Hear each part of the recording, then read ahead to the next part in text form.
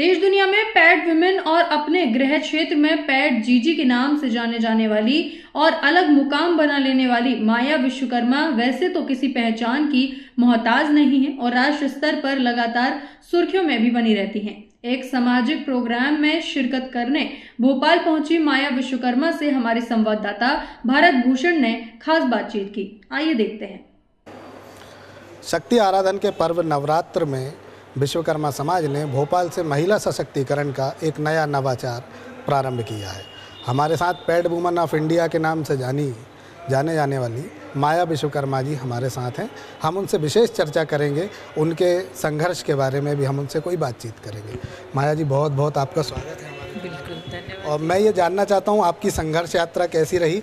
हमारे दर्शकों को आपकी संघर्ष यात्रा के बारे में कुछ बताइए। देखिए, संघर्ष यात्रा तो सबका ही होता है और हम जैसे छोटे गांव से आते हैं और एक लड़की होने के नाते तो पढ़ाई में आपकी जो भी चीज़ें होती हैं आपको उसमें संघर्ष करना पड़ता है। तो मैंने शिक्षा के लिए काफ़ी किया क्योंकि हमारे गांव में स्कूल नहीं था। उसके बाद दूसरे गांव, फिर उसके बाद और दूसरे गांव, फिर उसके बाद जबलपुर, फिर उसके बाद दिल्ली। तो ये एक यात्रा है जिसमें आपको अनुभव होता है, आप सीखते हैं। तो इसी तरह से मैं एम्स में काफ़ी समय रही दिल्ली के, और उसके बाद फिर मुझे अमेरिका जाने का मौका मिला पढ़ाई के को लेके, और उसके साथ साथ मुझे पढ़ाई में स्कॉलरशिप मिली जो बहुत मतलब एक अच्छी बात थी कि ज़्यादा सोचना नहीं पड़ा, तो थोड़ा संघर्ष कम हुआ। और वहाँ रहते हुए मैंने काफ़ी काम किए। इंजीनियरिंग में पीएचडी करने गई थी और ड्रॉप लेके फिर मैंने रिसर्च में काम करना शुरू किया अमेरिका में। और वहाँ देखा कि वहाँ तो संघर्ष इतना ज़्यादा नहीं है क्योंकि आप एक अच्छे संस्थान में काम करते हैं, अच्छी नौकरी करते हैं, तो जीवन बड़ा सुखमय होता है वहाँ, जो यहाँ से गए हुए हैं बहुत पहले।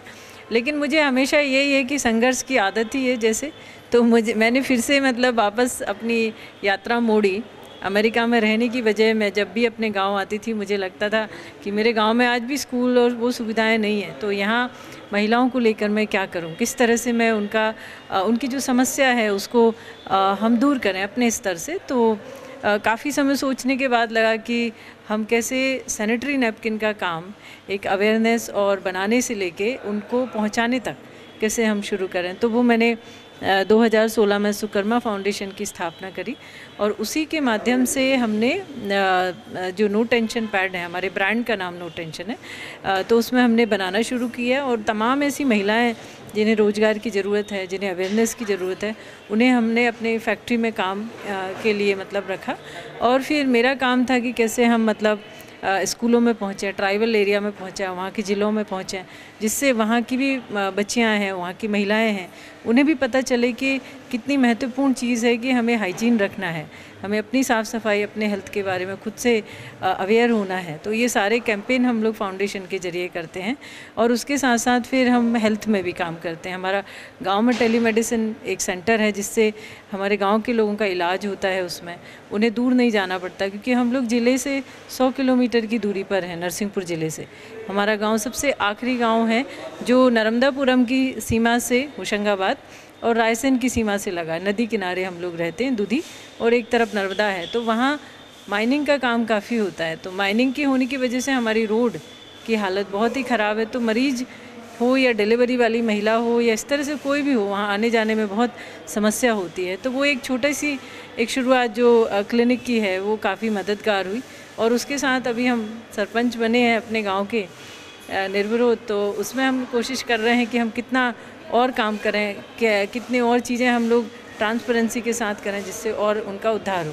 अमूमन आप जिस सब्जेक्ट पे काम करते हैं उस सब्जेक्ट में भारत में बात करना भी गुनाह माना जाता है। तो जब आप स्टार्ट कर रहे थे इस सब्जेक्ट पे काम करना, तो किस प्रकार की समस्याएं आई, क्या किसी की कोई ऐसी आपत्ति आई? चूँकि आप एक महिला हैं और इस सब्जेक्ट पे बात करना इतनी मुखरता से, तो लोगों ने कुछ तो कहा ही होगा, थोड़ा सा उसके बारे में कुछ बताएं। बिल्कुल, देखिए ये विषय एक ऐसा है जो हम आमतौर से बिल्कुल मतलब इसको एक्सेप्ट नहीं करते, बात नहीं करते हैं। तो शुरुआत में जब हम जाते थे गांव में तो हमें बड़ा एक प्रतिरोध टाइप का मिलता था कि नहीं, ये बातें हमें नहीं करना है, ये हमारी महिलाएं ठीक हैं, हमें तो मतलब हो। लेकिन धीरे धीरे जब हम उनको समझाए कि क्या आपके यहाँ भी ये समस्या होती है या हो सकती है, तो उनको फिर समझ में आया। तो एक सहज तौर से हमें मतलब काफ़ी सम्मान के साथ हमें कार्यक्रम करने दिए। और रही बात स्कूल में कुछ रही बात स्कूल में, तो स्कूल में जब हम पहुँचे तो हमें एक बहुत अच्छा रिस्पांस मिला, क्योंकि हम पहले ऐसे मतलब टीम थे, फाउंडेशन थे जो आदिवासी एरिया में गए, स्कूलों में गए, तो वहाँ बच्चियों के जब सवाल हमें मिले तो वहाँ काफ़ी एक्सेप्टेंस लेवल बढ़ा। तो इस कारण से मतलब अलग अलग जगह का अलग अलग रिस्पांस शुरुआत में था, लेकिन जब पैडमैन मूवी आई तो उससे लोगों में काफ़ी अवेयरनेस आई, मतलब एक तरह से कि एक ये टैबू टॉपिक जो है, एक मतलब जो विषय है उसको लोग खुल के सुनने लगे। कम से कम बात तो पहले भी नहीं करते थे, लेकिन जब इससे आई तो उनको भी लगा कि यार पिक्चर में दिखाया ऐसा तो सच में हमारे इधर भी होता है ये तो फिर धीरे धीरे अभी काफ़ी चीज़ें बदली हैं। और सबसे अच्छी बात है कि जब आप गांव में काम करते हैं तो वहाँ एक विजुअलिटी होती है कि भाई पैड का काम होता है, पैड हम देख रहे हैं, इसको ख़रीदना है, इसमें संकोच नहीं करना है, तो वो सारी चीज़ें धीरे धीरे अभी कम हो रही हैं। अभी भी बहुत काम बाकी है, चैलेंजेस हैं, पर समय लगता है कोई भी चीज़ बदलने में। एक छोटे से गांव से एक विद्यार्थी के रूप में आप बाहर निकलते हैं, एक नेशनल सेलिब्रिटी के रूप में आज आप विख्यात होते हैं, सरपंच आप बनी गए हैं। अगले लक्ष्य माया विश्वकर्मा जी के क्या हैं? देखिए, अगले लक्ष्य हम यही कहें कि मैं जो भी काम कर रही हूँ वो काफ़ी हटके है और चैलेंजिंग भी है। तो मुझे लगता है कि जिस तरह से मुझे शिक्षा ने परिवर्तित किया, जो मैं अलग अलग गांव में जाके मैंने पढ़ाई किया और उसके बाद और भी जगह तमाम जो चीज़ें देखी, अमेरिका के जीवन देखे, वहाँ के लोगों के बीच में रही और अभी भी आती जाती रहती हूँ। तो जब मैं अपने गांव आती हूँ तो मुझे लगता है कि एक शिक्षा एक ऐसी चीज़ है जो हर गाँव में हर बच्चे के लिए कम से कम पहली से 12वीं तक निःशुल्क होना चाहिए। तो मेरी अगले जो कोशिश है, मेरे गांव में सरपंच जो बनने की जो मुहिम है वो यही है कि कैसे हम अपने गांव में एक ऐसा स्कूल बनाए जो सरकारी हो, निःशुल्क हो, और उसके साथ साथ उसमें वो सारी चीज़ें पढ़ाई जाएं जो आम तौर से मतलब हम एक भीड़ चाल में हम जो भाग रहे हैं कि भाई प्राइवेट स्कूल में जो मतलब पढ़ाया जा रहा है, जो कि एक वास्तविक दुनिया से काफ़ी दूर है।